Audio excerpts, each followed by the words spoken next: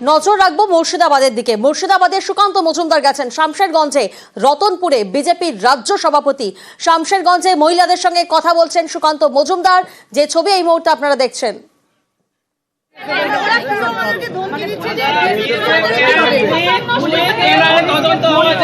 NI তদন্ত হওয়া চাই স্যার।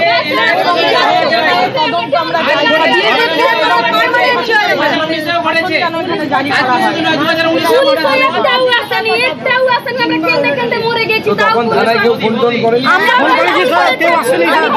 আগামী দিনও আমরা দেখছি যতক্ষণ রাখা যায় বিএসএফ আমাদের পার্মানেন্টলি বিএসএফ এর ক্যাম্প চলছে। পার্মানেন্টলি বিএসএফ এর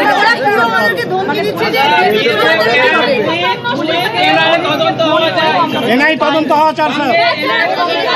প্রতিনিধি প্রণব এই মুহূর্তে আমাদের সঙ্গে রয়েছেন, সরাসরি প্রণবের সঙ্গে যোগাযোগ করব। প্রণব, যে ছবি আমরা দেখছি শামশেরগঞ্জের রতনপুরে বিজেপির রাজ্য সভাপতি, তিনি কথা বলছেন মহিলাদের সঙ্গে, কি কর্মসূচি রয়েছে তার?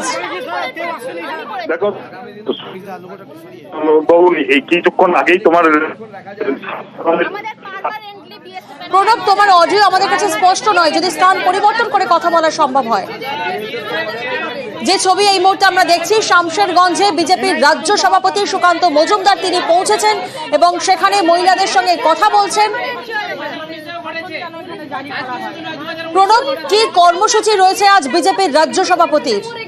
দেখো, বিজেপির রাজ্য সভাপতি কিছুক্ষণ আগেই তোমার শামশেরগঞ্জে এসে পৌঁছেছেন। তারপরে তিনি রতনপুরে গিয়েছেন, যেখানে ক্ষতিগ্রস্ত পরিবারগুলোর সঙ্গে কথা বলছেন, মহিলাদের সঙ্গে কথা বলছেন।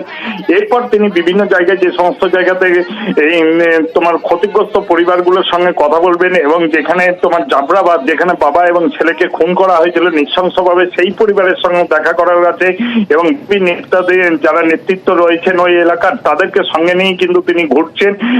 ইতিমধ্যে কিন্তু রতনপুরে একাধিক পরিবার তার কাছে অভিযোগ জানাচ্ছেন এবং তিনি তার কাছেও দাবি জানাচ্ছেন যাতে সুরক্ষার ব্যাপারটা, এবং তিনি তাদেরকে আশ্বাসও দিচ্ছেন যে বিষয়টি দেখা হবে। এবং এরপর কিন্তু রতনপুরের পর তিনি ঘোষপাড়া যাবেন, ঘোষপাড়ার পর হচ্ছে তারপরে কিন্তু জাফরাবাদ যাবেন এবং 3:30 পর্যন্ত তিনি শামশেরগঞ্জে থাকবেন। তারপরে কিন্তু তিনি কলকাতায় ফিরে যাওয়ার কথা। বেশ।